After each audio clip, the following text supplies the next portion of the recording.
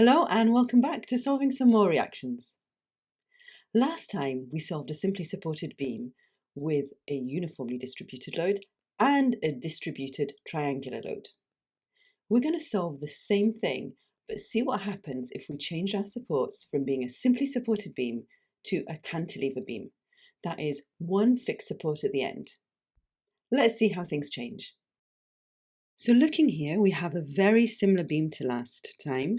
We've got a distributed triangular load from A till we reach 4 meters, and the rectangular load is a constant 15 kilonewtons per meter. Before we start solving the reactions, let's just have a quick look at the shapes here. So if I just draw out my beam and draw out my shapes, I can see that I've got this rectangular load and this triangular load. Now you remember that in order to find the equivalent force for this distributed or uniformly distributed load, the force itself is the area of the shape.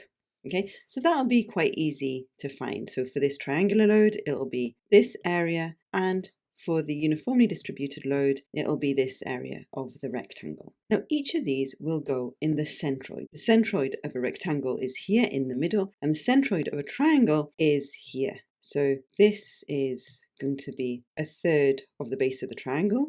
So that's a third of 4. And this distance here is going to be 2/3 of the length of 4. And then here for the rectangle, we've got until the middle, we've got half of the length 5, which is the length of the rectangle, and another half of the length of 5. And it's just important to note all these things, so when we come to solving the forces and the moments, we know exactly what the distances will be. So now we are ready to start solving. The first thing that we need to do is replace that fixed support at B with the reaction forces and moment that will develop. So let's start with that. So I'm just going to delete this fixed support here, and in its place I am going to put By, Bx, and Mb, the moment at B. All of these are drawn in the positive directions according to my sign convention. If anything comes out as negative or minus, it just means that I assumed the directions incorrectly, and I'll just swap them out at the end. So let's get to it. Let's start off with the sum of forces in x equals 0, with this being my positive x. And one of the things I really like about fixed supports is that there are 3 independent variables which you can solve using 3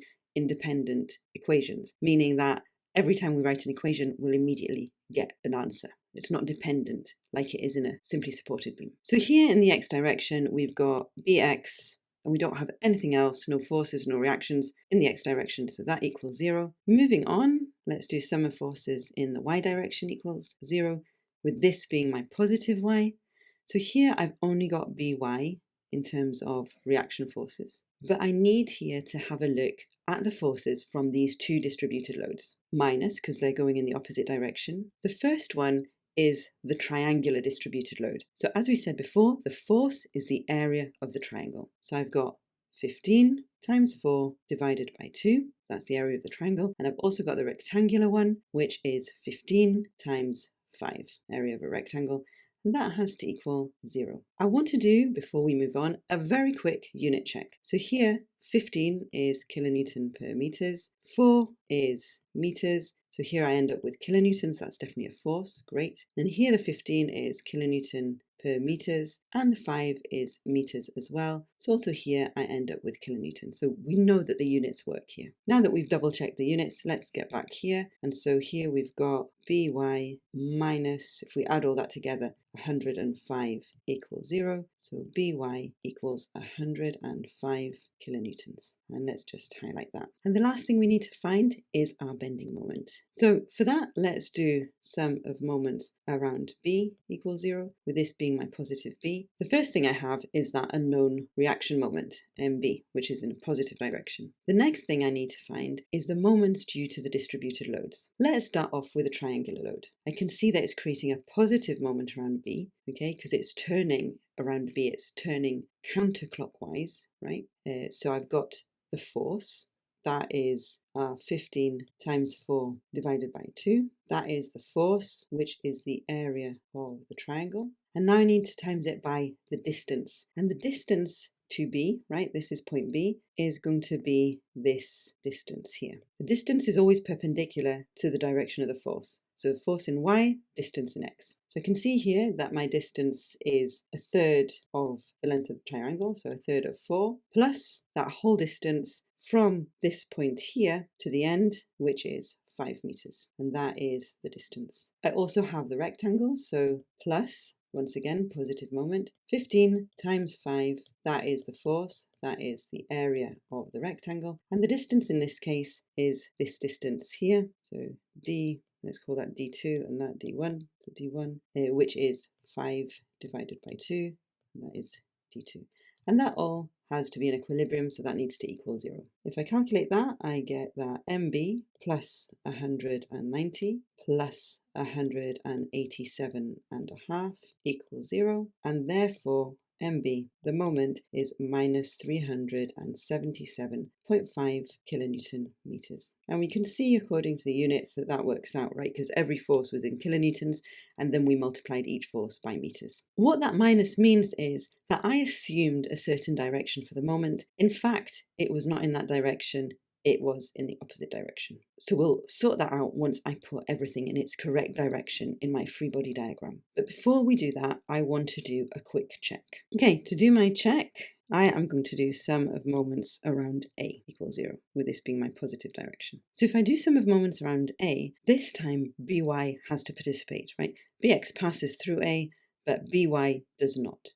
And therefore I start off with a positive moment from by and times the distance of 9. The other thing I have contributing is the moment at B. Now I'm just going to look at this in the directions that I assumed, okay, doing a completely new calculation. So that gives me a positive moment of mb. And now the last thing I need to do is the triangular force and the rectangular force.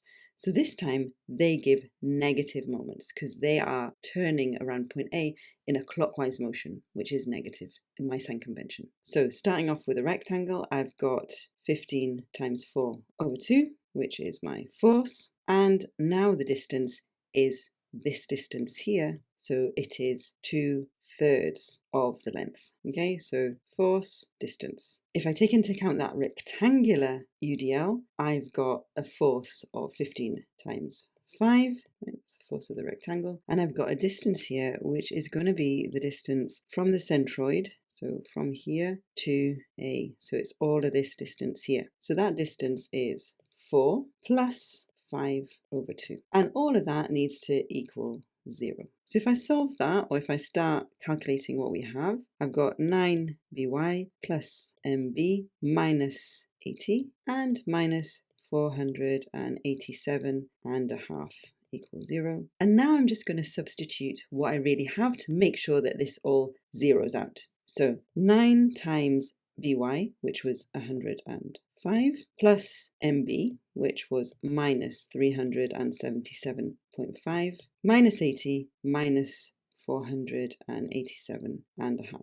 And if you calculate that, you do indeed get 0, which means that my calculations are correct. Now that we've looked at our units, done a sense check, looked at everything, we can go back to our free body diagram and put in the actual values for everything. So bx was 0, so I can just get rid of that. by was positive, so that direction is correct, and it was 105 kilonewtons. And the moment in B was actually direction incorrect, so actually it's a moment turning that way, and that moment is 377.5 kilonewton meters. Now note that once I turn the direction of the moment to its actual direction, I no longer have the minus, right? Because now this is in its correct direction. If I had left the arrow turning the other way, then I would have had to keep the minus. But I find that this is usually much easier as you go on to solve more things after this. And that's it. We've solved yet another structure using equations of equilibrium to find reaction forces. This time we had a fixed support. It's easy to see that with a fixed support you only need to write one equation each time. None of them are dependent, so we don't have to solve simultaneous equations. But once again, the main thing with any distributed load is to understand where the centroid is and therefore any distances, and to understand that the equivalent force is the area underneath that distributed load. I hope that's been helpful, and I hope to see you again. Bye for now.